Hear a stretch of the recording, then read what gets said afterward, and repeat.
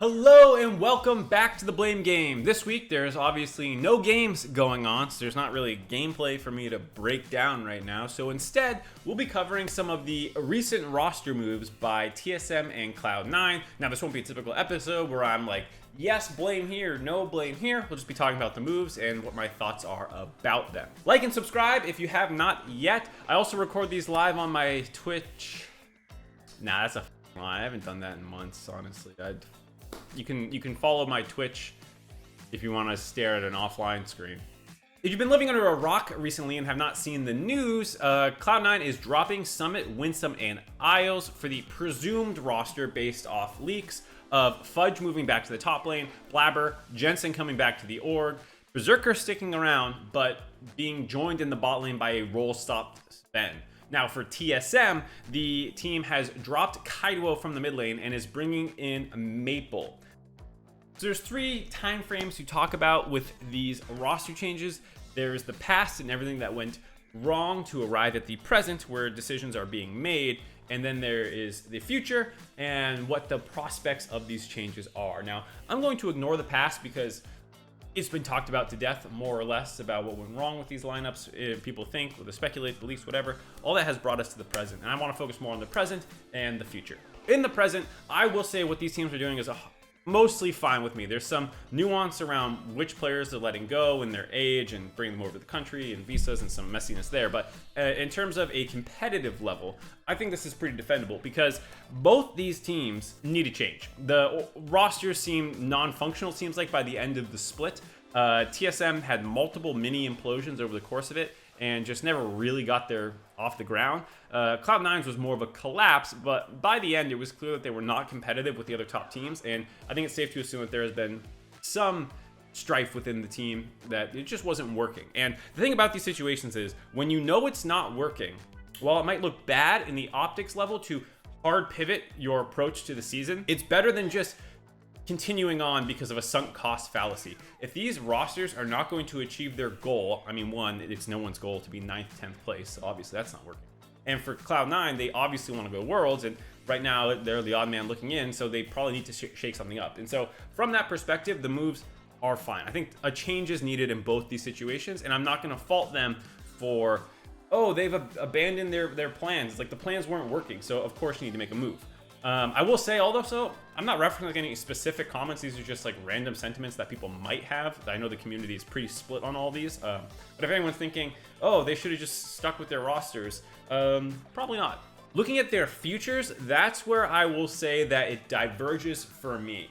For Cloud9, this roster is a little scary because a number of these players have not played their position professionally for a little bit of time. For Jensen, he had a split off, and including like preseason time, it's probably been 6 months since he's been seriously involved in scrims, so there might be a bit of a ramp-up period for him to get back in line, but he might be okay. For Fudge, he's been scrimming the whole time, just in a different lane and working with Blabber and the team and stuff like that, so in that sense, he probably has the least ground to make up, because like Jensen, it's been a X amount of time since he's played this role, but at the very least he's been playing pro in this team environment for this time. So not as much of a adjustment period for Fudge. I expect he'll pick back up pretty quickly amongst the 3 role swaps, might be the fastest.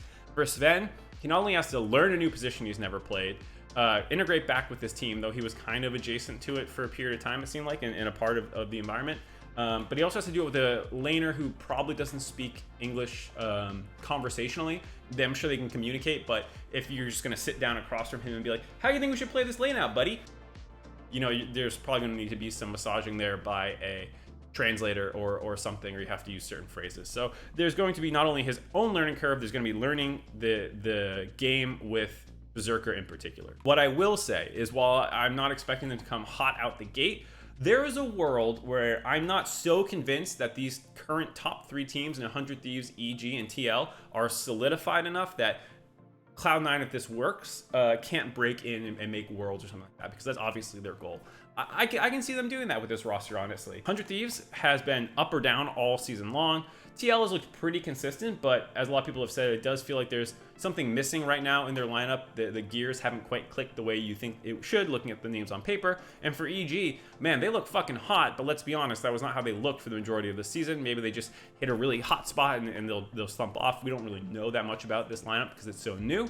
maybe it's just continuing to the moon from here. But either way, there's enough volatility, it feels like, in the top 3 that C9 can make their way in there. For TSM, I just don't really know what to think, because I have to assume Maple was cheap. Not really performing in the LPL, on the 13th place team, was subbed out. Probably not too many prospects vying for his contract that TSM could probably scoop him up for relatively cheap.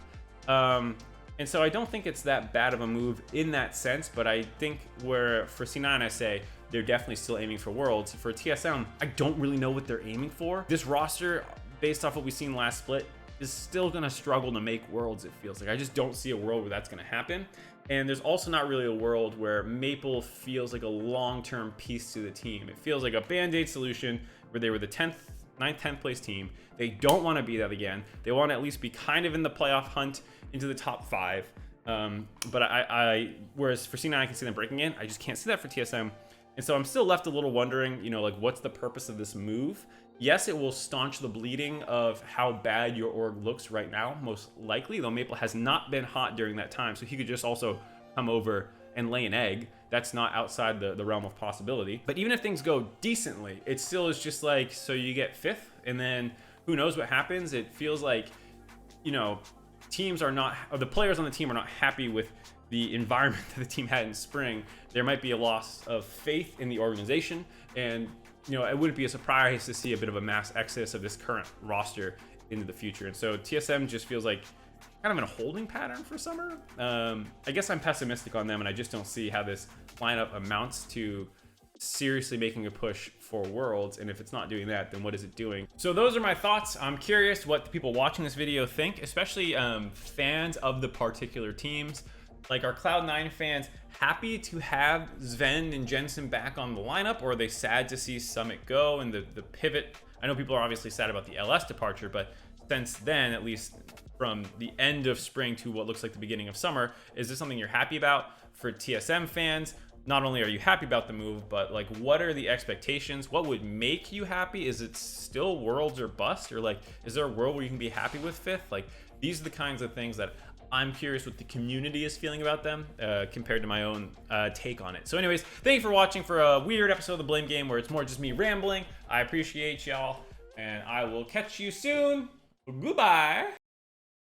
You know, sometimes when it's your job to do something and you can't figure out how to do it because you filmed so many outros over the years, and now you're just awkwardly at the end of somebody's YouTube video and they're sitting there being like, is this really happening? Is he just saying he doesn't know what outro to do?